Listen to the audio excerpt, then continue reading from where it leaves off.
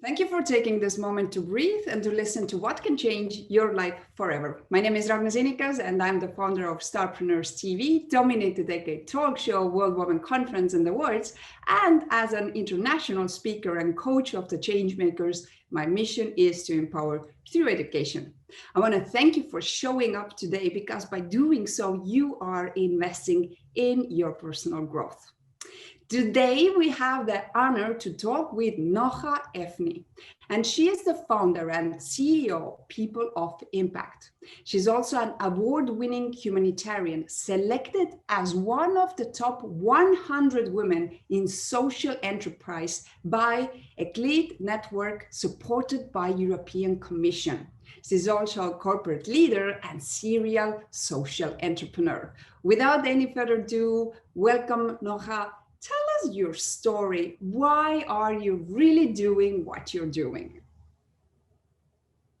Thank you, Ragne, for hosting me tonight. And it's nighttime in Dubai, where I'm based. So I'm really honored to be here. And what keeps me motivated to do whatever I'm doing is really the inspirational and amazing women around the world who are every day proving how much we can contribute to a better world. And so my story starts in New Zealand, where I was born, and followed by living in about 7 countries throughout my life. So some of these countries were in Africa, including Ethiopia. I also lived in Norway, in Switzerland, and I studied in Egypt, which is my home country, where my parents are from.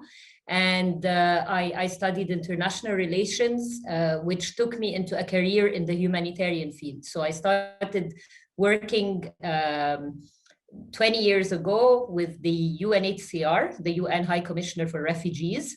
And I did a lot of assignments. Some were on the field and some were in offices. On the field, I went to East Sudan at the age of 22, worked in a refugee camp, supporting refugees who wanted to return home after a peace agreement was reached. And I also worked in south of Algeria, supporting Sahrawi refugees there to help them reunite with their families after more than 35 years of separation. And throughout this journey, I've also worked on international protection of asylum seekers and refugees, ensuring that they are guaranteed their rights in different host countries like Egypt, like Tunisia. I've interviewed so many, I've heard so many stories, and many of those stories, inspire me to keep going until today, because they are stories of courage despite the challenges and the struggles that these refugees go through.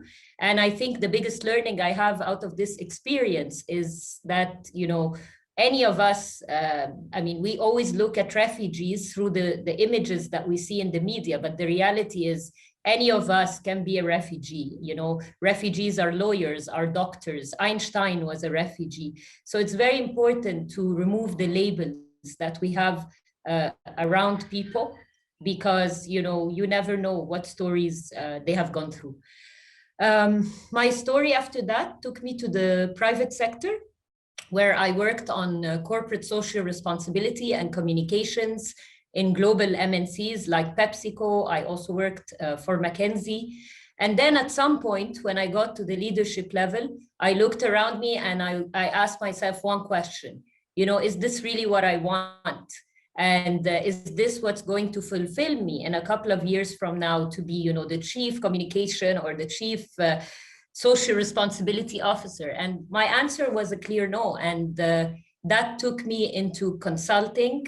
So I started consulting for UN Women, and also into social entrepreneurship. And People of Impact, which I founded and I'm the CEO of today, is the culmination of that passion and that journey. And it's really focused on consulting, social impact consulting, and advancing open social innovation, bringing people with experts to find solutions for complex sustainable development challenges. So that's what I do today. And I consult many clients, and I'm very pleased to be here. Beautiful. Not only is she beautiful inside out, has the courage, has the willpower, and really going through. You just heard all the stories where she has been in situations and all of that. Noha, what would you say today, looking back all that trajectory which you have had and everything that has been driving you to this point? What can you say today? What is the passion and the true purpose of your life? For me, it's to show people that, okay, I have a belief that everybody is talented and gifted in one way or the other. And once you discover that talent, whatever it may be, whether it's writing or singing or speaking, or doing, like me, for example, I really enjoy supporting people to solve very complex problems or organizations. So whatever it is that is your passion, once you find it and you give it back in the service of the community and the society, and in turn as well, at some point, the world, if you can, this is when, for me, you're truly fulfilled. So my message and my purpose is really to show people that there's always a different way, that you don't need to be stuck in any situation that doesn't align with your core, and that, it's all inside of you. All the answers lie within. So it's a matter of searching within, understanding your gifts, your talents, and then looking at how you can collaborate with others to give them away and serve people and communities. So this is how I see it. And this has driven my entire journey. Beautiful. I think once you are a situation that you don't have anything or anyone else to rely rather than yourself, because you are in circumstances where you just need to fight for your life, then you really understand the connection with the power and strength which comes within. And I think it's a very real moment in your life where you really truly understand what you're made of. And not really being defined or let the society to define. And I just loved how you mentioned that that the society usually, how do we see someone which has been tagged, let's say, or labeled as immigrant. Yet if we look at the whole world, we are all immigrants. Nobody really lives in ethnic countries where our roots are from. So it's very relatable, and unfortunately it's so true how we in a first stage bring out the worst in our society rather than the best ones. Yeah, absolutely. And sorry, I wanted to add something here, which is, I believe that, what's deterring women from advancing, what's, making employees, lacking engagement in workplaces, what's creating, mental health issues, etc., is this bias in itself. And the reason it is like that is, it's an invisible barrier for advancement in every single context. So, I think one of the core things that we need to do as people and as leaders, and as organizations, is really think of how to be self-aware of these biases and judgments that we place. And because the actual effect of them is much greater than we think. When we put these labels, this leads to, in many cases, discrimination, it leads to harassment, it leads to bullying. And so I think many of us don't really recognize this when we put judgments on cultures, on genders, on ethnicities. But the reality is the impact is great. So I think a lot can change in our societies if we let go of our own biases, starting each with ourselves, being conscious of them. What do you think? How do you? We all, as you said, we all have talent. We all have this potential within us. But what would you say today? What is your uniqueness? How do you distinguish yourself in life and in business? I think for me, I grew up in a diplomatic family, yeah, and so from a very young age, I was interacting with influential people and so on. And so for me, honestly, today, and even no matter how much I grow or what title I get in my life, I think it's very normal for me, all of these things that people see as important, the PR, all of that, for me, it doesn't represent anything. For me, what gives a lot of value to a human being is his or her own values, and the courage to be yourself, to be authentic, regardless of what people expect of you. And I think a lot of us, and including myself, it didn't, for many, many years, I felt like I had to live up to a certain image, etc. But there came a point where I let go of all these expectations from society and decided to stay true to myself, and taking unconventional path and having the courage to do that. So I would say for me, it's authenticity. It's the courage to be yourself.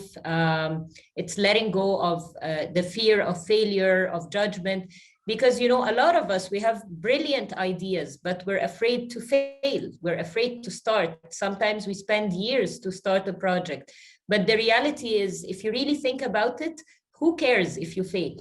Nobody, at the end, life is all a learning experience. You meet different people, you get different opportunities, and just staying true to yourself, taking on these opportunities and letting go of those fears is really what distinguishes me. I mean, I've really come a long way in my journey in terms of worrying about perceptions and worrying about taking risks. Any project that I have in my mind, I actually take a step forward to try it. And sometimes I've succeeded, and there are also times that I haven't, and I'm absolutely fine with that. And I hope that many more people can do the same, because it's worth it. I think it's better to try doing something and not succeeding at it than not to try at all, because you'll always think, or have the regret that you didn't try. So I don't know. I think this is for me the authenticity, the courage, and experimenting with new ideas and innovations. Beautiful answer. And I totally agree with you that once we start to see that those failures are actually the biggest growth spurts that we have in our life, whether it's business or even private life, we need them, because if life would have been always the smooth ride, we just would stay in our comfort zone, and we would never start something which is innovative, something which just pushes us out from the comfort zone. So it's a beautiful sharing. Thank you for bringing this word forward. We always talk about the health crisis. Why? Because I think there is so much that has changed in every sense of the world of word of change, no? But you, as the leader with having already 2 decades of global experience in social impact communication and also strategic partnership, how do you see the world now? How do you see what the health crisis really did to our communities and even in our business lives? Yeah, absolutely. So there are a couple of things to say here. Definitely, everything has been disrupted, and it's an opportune moment to rethink and reinvent different processes, different ways of doing things. And I think we are doing that. Organizations are starting to think how they can transform, and post-pandemic, how they can be, and how a resilient recovery can be. But it's also important to recognize that while we do this, there is a big proportion of the world population that has been gravely impacted. And before the pandemic, we already had a lot of sustainable development challenges. The numbers, are staggering. You have 1.2 billion people who lack access to electricity. You have 690 million people who go to bed hungry each night. the gender inequalities are continuing to grow. And I think the pandemic has only regressed any progress on that, and these figures are multiplying with a big unemployment crisis that is on the rise, giving birth to new opportunities for, digital nomading and remote work, etc. But at the same time, we have to remember, the populations that will be left behind, those that do not have access to the technology, those that don't have equitable access to healthcare, like in Africa, for example. And there is one foundation that I work with. They are based in the US, but they work on Africa. And they're called the Africa Women Health Project International. And their entire mission is really based on guaranteeing equitable access to healthcare, particularly for women, because the reality on the ground is that, healthcare facilities don't have sufficient infrastructure, equipment for people to access health services. Even the number of healthcare workers in some countries is very low to cater to the population needs. So what are we going to do about all of this? 3 billion people around the world still are not digitally connected, and there are billions as well who are, unbanked, having no access to financial services. So how do we move as a world forward? So what we learned from the pandemic, and I think, we have to capture this momentum and trend, is, first of all, as people, how can we be inclusive leaders? As organizations, how can we be inclusive organizations, not only for our employees, but also for our communities? And how can we do the right actions collectively?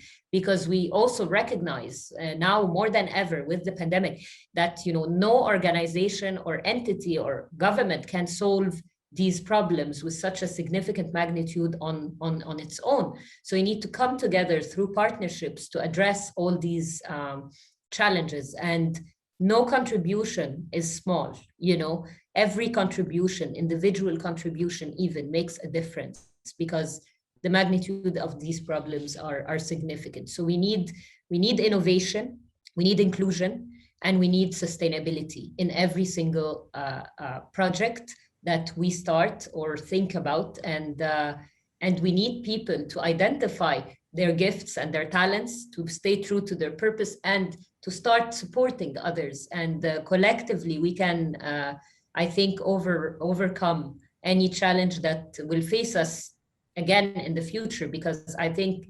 nobody expected the pandemic. And similarly, I think there will be more crises, because we live in a very uncertain, ambiguous, volatile sort of world. But the promising thing is our humanity. The promising aspect of all of this is how we as humans can collectively overcome any of these challenges. But we need to let go of our egos, join forces, look at competition versus competition, be inclusive, and remember the communities that have been desperately affected. Beautiful. You just touched one very important topic, and I think everybody talks about it, but there hasn't been real clarity or metrics or measurements how to really apply those let's say principles in our corporations or even in our governments.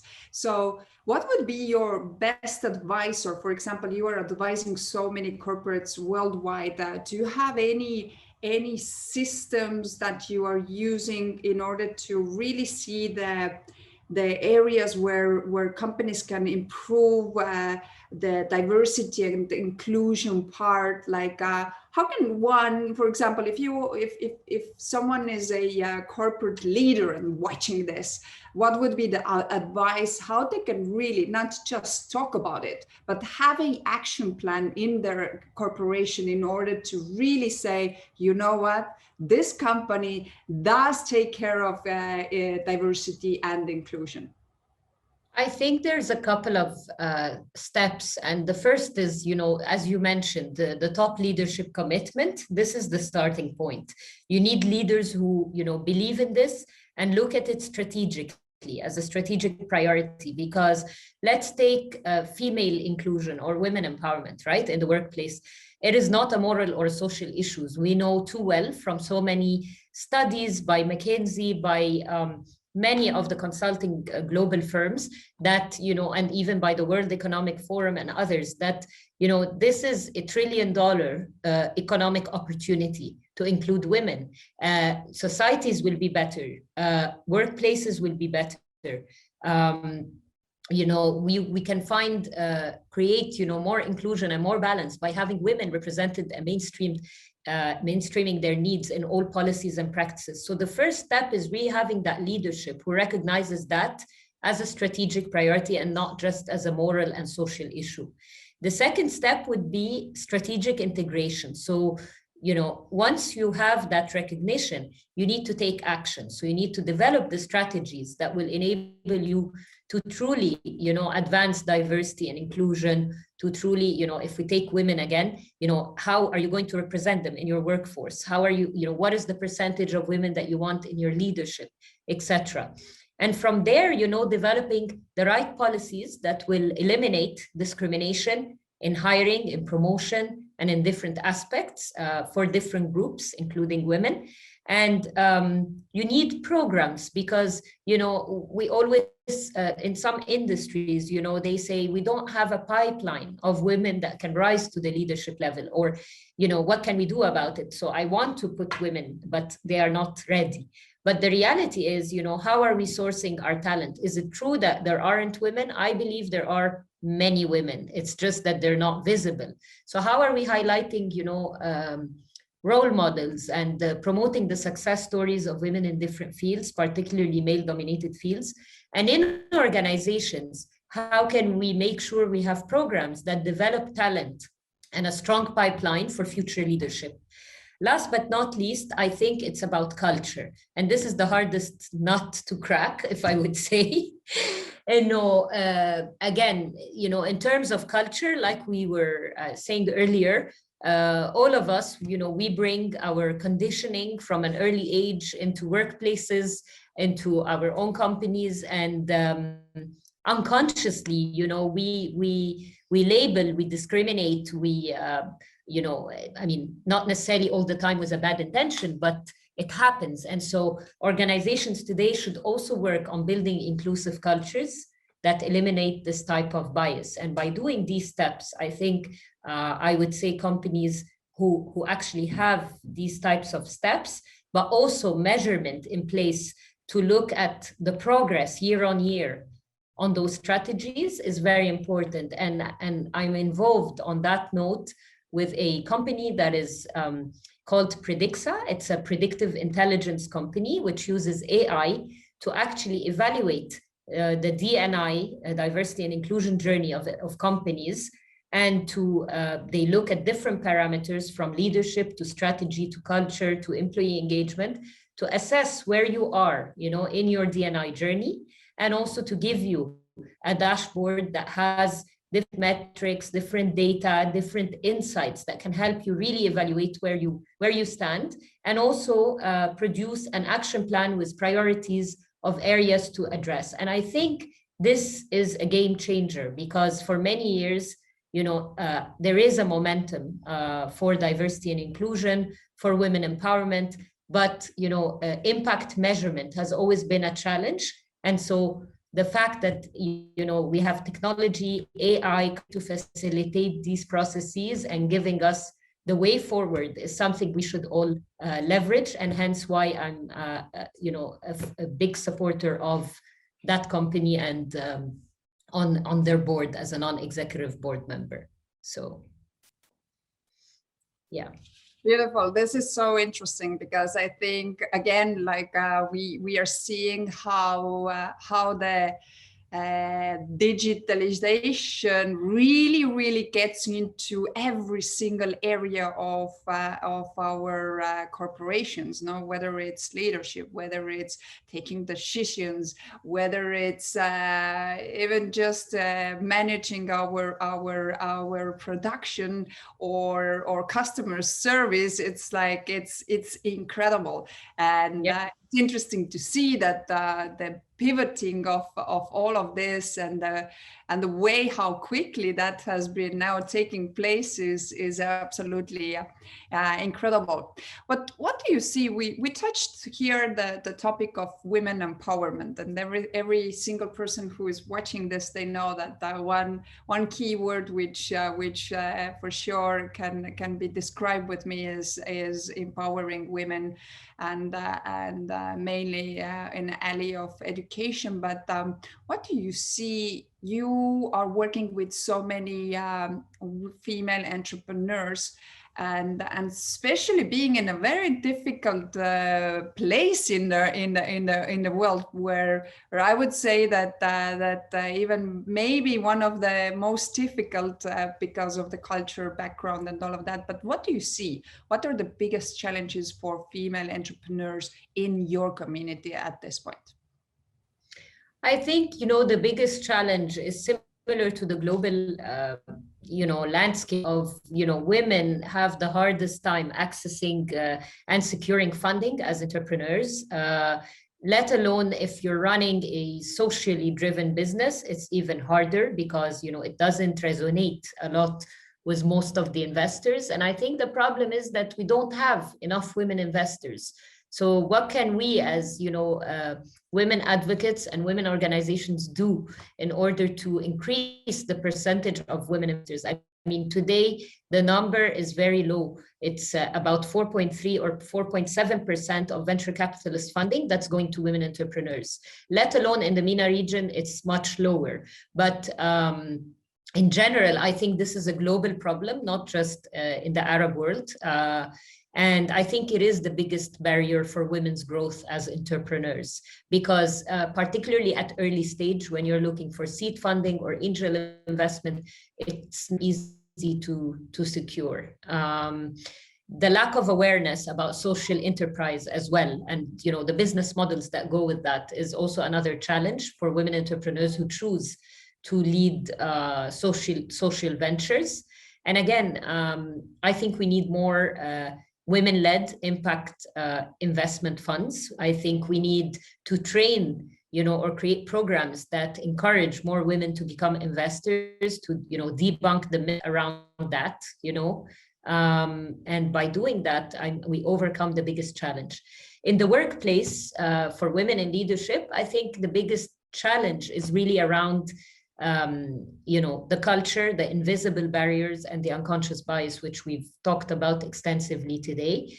And I think so long as we, don't have bold aspirational commitments by leadership to eliminate these biases, to integrate, bold figures and aspirational figures for women representation in leadership positions, we will not really move the needle very far. It's about commitment, it's about mindset shifts, it's about culture, and it takes a very long time to change that. But I think we can do it. Me too. We can do it, and especially when we help each other and we really see, rather than competition, as you said, but synergies, and how we can really connect with each other. Noha, tell us about your projects that you are involved, because I know that most of them have also led you to those award-winning moments and recognitions, and maybe you want to share some of them, which is closest to your heart, also with everybody who are watching us today. Honestly, I mean, the projects that are closest to my heart are all projects led by social enterprises I consult and support as an advisor. They are mostly in Africa. One of them I mentioned earlier, the Africa Women Health Project International, which is focusing, on equitable health for women. And for me, it touches my heart because, access to healthcare, it's really an undeniable human right. And I cannot imagine, I'm very, lucky that I live in Dubai. I have access to great healthcare services. I never have to worry about accessing medicine or, a testing or machine, or if I needed an MRI. But there are so many people around the world who don't have even the luxury of that, the luxury of having, not even a luxury, but the basic need of having access to medicine. And so I love working with that foundation, and I advise them on, the sustainable development goals and how to integrate that into their model so that they can be sustainable. And I also promote their cause. I also advise another foundation that's working on the integration of education and sports to get young people in an African country to become leaders in the future, and to also take them out of poverty. Another issue that I'm starting to be involved with and I'm passionate about is around mental health at work, because again, it's similar to how some organizations are dealing with gender equality, etc. For a very long time, mental health has been stigmatized and has not been seen as a strategic priority to invest in by many companies. And I think, again, with the pandemic and the way that life and work is becoming very integrated, and it's causing a lot of pressure for many people, but also advantages for others. I think mental health is something that we all need to look at as a key priority. There are so many others, and I co-founded a venture before, a startup called She's Arab, which is a dedicated speakers platform for Arab women. So that's also a project that I'm very passionate about. And one of my dear friends is now running this platform, Samar al-Shurafa. And, our whole idea when we started was, how to eliminate stereotypes about Arab women, how to give them the visibility they need so that they can reach, the exposure that they need to get more opportunities for leadership. And it's been an overwhelming success. For me, at this point in time, I think as a humanitarian and, a sustainable development champion all my life, I believe that we need innovation for social impact. And therefore, this is what my new venture is focusing on. I want to democratize the way that solutions are developed. And there is processes for innovation like open innovation, which brings citizens and communities to ideate solutions for complex problems like poverty and hunger. And I'm planning to advance that through people of impact, bringing people and experts, developing the insights, providing policymakers and companies with solutions that stem from the grassroots, so that we can ensure to have human-centric design and participatory approaches. And by doing that, we make sure that solutions, policies, programs that are coming up are relevant to the populations that they affect. And at the same time, we give a platform for social innovators and social entrepreneurs to rise, because from my 20 years in social impact, I find that the answer to many of these global challenges is really with social entrepreneurs. And they are the most creative in the ecosystem of social impact. They are agile. Most of the time, they are based in communities that are facing these problems that their ventures are trying to address. But unfortunately, they have they lack the support that they need to scale. They lack access to collaborative networks, access to knowledge, and access to funding. So I'm trying to really look at ways to address that through people of impact. I know that you are organizing one event which is going to take place already in June. Would you like to share with us? And maybe there's someone that you would like to invite to attend that marvelous event? Absolutely. So basically mid-June, we are organizing a conference, Fashion for Impact conference, to really highlight and raise awareness about the importance of fashion for impact, sustainable fashion, circular fashion. And we want to bring together examples of how we can alleviate poverty by empowering women in communities through design and fashion and training of skills in those areas, how that can sustain livelihoods and transform lives. So we look forward to having as many people join this event, and we will be promoting it through WWCA and through People of Impact. And yeah, we look forward to that and to many more collaborations, because People of Impact is about that. It's about anyone with any idea for social impact can come, propose their idea, and we would be happy to explore if we could partner with you to make it happen. So if you want to advocate, if you want to create or innovate a solution, join us and connect with us. I can be reached on my LinkedIn, Noha Hefny, and hopefully I can answer all the inquiries that I get on time. Beautiful. Now, you are an author. Tell us about what inspired you to write those books, and who are those books serving? Yeah, actually, I'm a co-author. I'm in process of writing my own book, hopefully to be published in the near future. But the first book I co-authored was actually in the pandemic. So it was about I co-authored it with a number of other authors, sharing our stories about resilience and hope in the quarantine, in the lockdown. So the rewards of that book went to charity, and I was very, honored and humbled to take part in this. I was able to share how this in my life has transformed a lot of ways that I used to live by, and it was a good wake-up call to focus on what truly matters and to cleanse and filter out what no longer serves me, if you want. So I wrote about that in that book, and I really hope that together with the other authors included, that we managed to inspire many people around the world, and also to help through the charitable contribution of the book.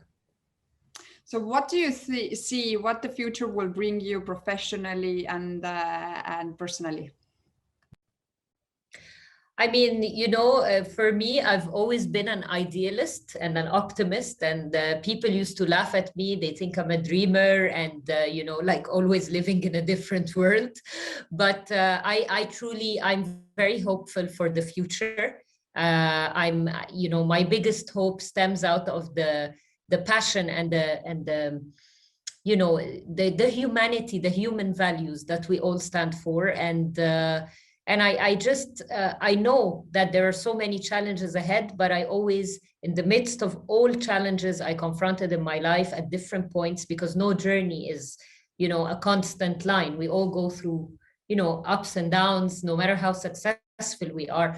So always know that there's a way out, and there's always hope at the, or light at the end of the tunnel, as they say.